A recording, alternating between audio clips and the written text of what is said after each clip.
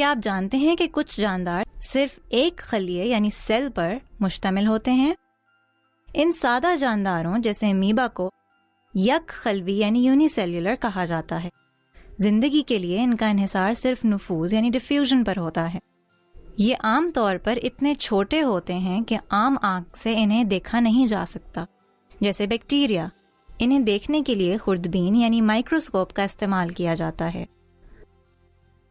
لیکن چند یک خلوی الگی ایسے ہیں جن کی جسامت 15 سے 20 سینٹی میٹر تک ہوتی ہے۔ باقی تمام جاندار کثیر خلوی یعنی ملٹی سیلولر ہوتے ہیں۔ یہ مختلف خلیوں پر مشتمل ہوتے ہیں اور زیادہ پیچیدہ ہوتے ہیں۔ پودوں اور جانوروں کی اکثریت کثیر خلوی ہے۔ کثیر خلوی ہونے کی وجہ سے جاندار بڑھ سکتا ہے اور اس میں خلوی امتیاز یعنی سیل ڈفرینسیشن ہوتی ہے، یعنی مخصوص کام کے لیے مخصوص خلیے موجود ہوتے ہیں۔ خلیوں کا ایک مخصوص گروپ جب ایک ساتھ کام کرتا ہے تو بافت یعنی ٹشو یا اعضاء یعنی آرگنز وجود میں آتے ہیں۔ یہ مخصوص اعضاء ہماری زندگی کے روزمرہ کے افعال اور سرگرمیاں سر انجام دیتے ہیں اور مل کر نظام یعنی سسٹمز بناتے ہیں۔ یک خلوی جانداروں میں زندگی کے تمام اعمال ایک ہی سیل میں خلوی اجزاء یعنی آرگینیلز کے ذریعے ہوتے ہیں۔ زندگی کے اعمال کے لیے باہر سے رابطہ نہ ہونے کا مطلب ہے کہ ان میں استعداد یعنی ایفیشنسی کم ہوتی ہے، جبکہ کثیر خلوی جاندار خلیوں، بافتوں، اعضاء اور نظاموں کے لحاظ سے بہت زیادہ مستعد یعنی ایفیشنٹ ہوتے ہیں۔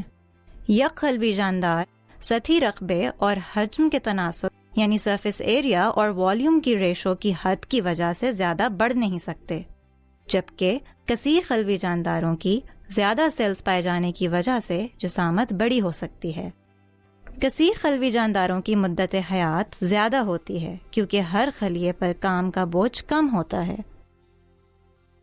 جبکہ یک خلوی جانداروں میں ایک ہی محنتی خلیہ زیادہ کام کرتا ہے تو اس کی مدت حیات کم ہوتی ہے۔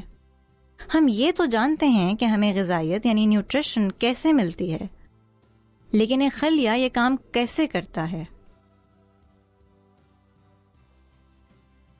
عام طور پر فیگوسائٹوسس کے ذریعے، جس میں خوراک کو نگل لیا جاتا ہے اور اسے جاندار میں موجود ویکیولز میں جمع کر لیا جاتا ہے۔ تمام بغیر مرکزے یا نیوکلیس کے جاندار یعنی پروکیریوٹس یک خلوی ہوتے ہیں، اور مرکزے والے جاندار یعنی یوکیریوٹس یک خلوی بھی ہو سکتے ہیں اور کثیر خلوی بھی۔ تو ہم نے یونی سیلولر اور ملٹی سیلولر جانداروں کے بارے میں پڑھا۔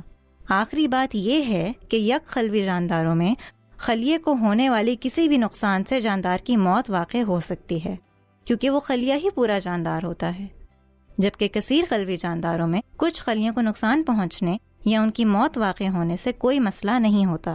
ان خلیوں کی جگہ نئے خلیے آ جاتے ہیں۔